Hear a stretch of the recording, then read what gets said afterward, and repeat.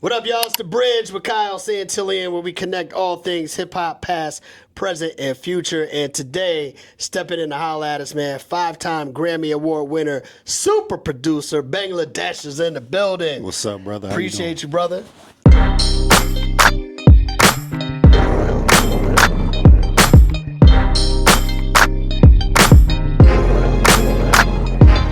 No doubt. Yeah. Now, look, we know, you were doing your thing right now, currently in hip hop music, but The Bridge is all about showing love, respect to the past. And I wanted to ask you, we'll start off by just asking, what's your favorite year as a listener, as a fan, not as somebody that's working in the industry, but when you listen back to all the music in hip hop over the years, what's your favorite year of hip hop music? What's the best year? Oh, the 90s, easy. Which one, though? You gotta be specific. The 90s, like from I would say from like the Chronic, Okay. 93, 92, 93, yep. up until 95. That's a the nice Chronic, Wu-Tang, Okay. all that early stuff right there. Yeah. No specific year for me, just like that. Right That era. there, yeah. I'll take that. We'll say 93 to 95. That's a good 3 years right there. There was some good quality music Yes, coming out. yes. And a lot of people now talk about the 90s so much, you know what I mean? And I was having a conversation previously with somebody, and they were saying you can't really communicate the feeling of the music then to somebody that might be 12, 14, 16-year-old now. So in your opinion, what was so special about those particular years in the 90s for hip-hop music? It's just the truth, and it's real. It speaks to your spirit. You just gotta be spiritually connected. Like hip hop is definitely like a religion. You know what I'm saying? So you gotta be connected, and it's like street. It's really a lifestyle. You know what I'm saying? A lot of kids ain't really growing up the way we grew up. Right.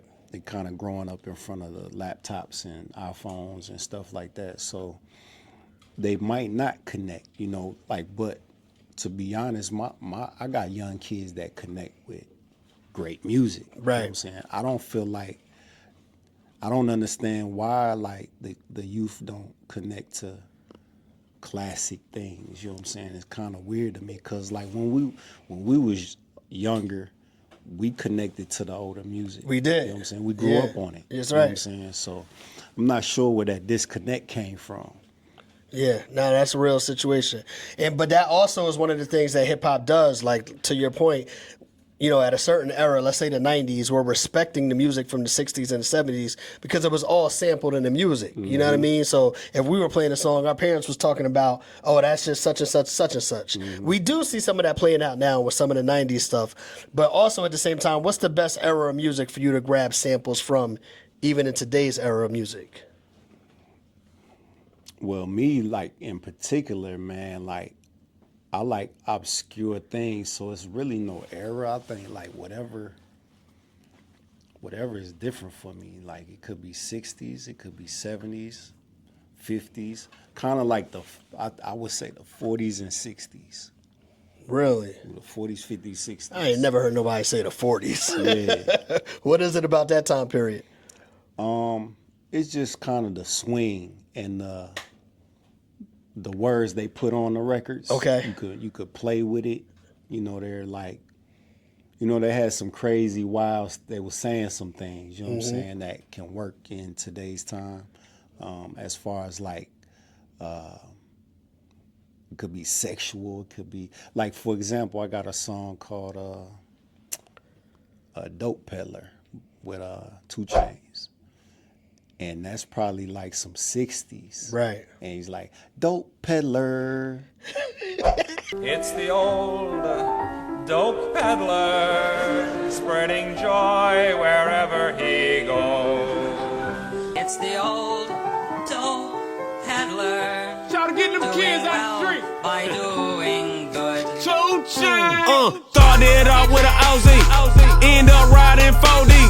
Pull up to that club like, motherfucker, hoe, you don't know me. He's singing about a dope peddler. Right. You know what I'm saying? Right. So it's like, Right. you know, stuff like that. It's like, you know, them niggas was crazy back then. You know what I'm saying? I think people don't really realize that some of the same issues that we're dealing with, you know, nowadays, people were dealing with back then as Oh, well, yeah, right? like, man, like life been the same, man. Yeah. It just changes in time as far as like the people involved. Yeah. But the things have always been there. You know, Okay. I think the country was made off that. You know what I'm saying? Facts. So, you know, it doesn't really go anywhere. Yeah, we're talking about, you know, classic hip hop music. We're talking about music of today. If there's anybody from today's era that you would love to see compete in the 90s, is there an artist today that you feel like could hold their own in the 90s and vice versa? Say it one more time. A rapper today, because we That know the could music compete in changes, the 90s. that could compete in the 90s and vice versa. Yeah. Well, yeah, there's some rappers probably not. Oh, yeah. I would say the more commercialized rappers. I was finna say like some like underground rappers, but J. Cole could definitely compete in the 90s. Facts. Kendrick could compete in the 90s. Absolutely.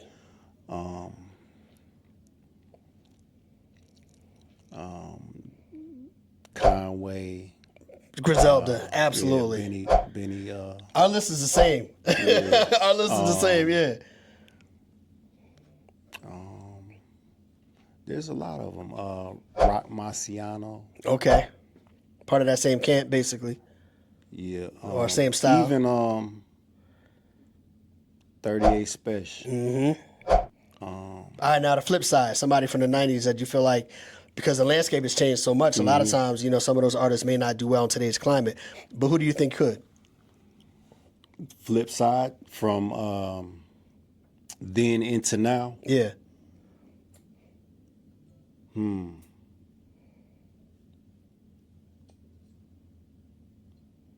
into now. That'll be kind of that'll be all depending on the direction that they're taking from the producer.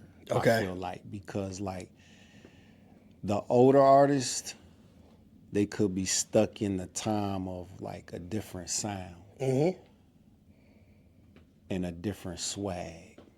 Sometimes you gotta give them the idea. Oh, I forgot Black Thought too.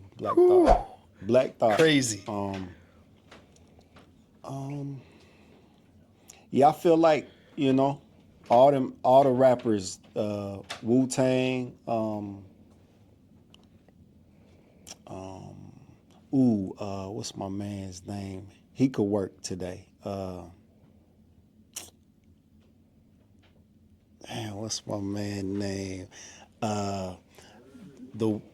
The rapper that Nas got a little style from. You talking about AZ? No, before that, what's my man's name? Large Professor? No, he's Cool G Rap? Cool G Rap. Cool G Rap go crazy. Cool G Rap could work today. Okay. You think Cool G Rap could work Yeah, today? Cool G Rap could Really? work today. Yeah, because Really? he had his wordplay Yeah. and his cadences are still current. Facts.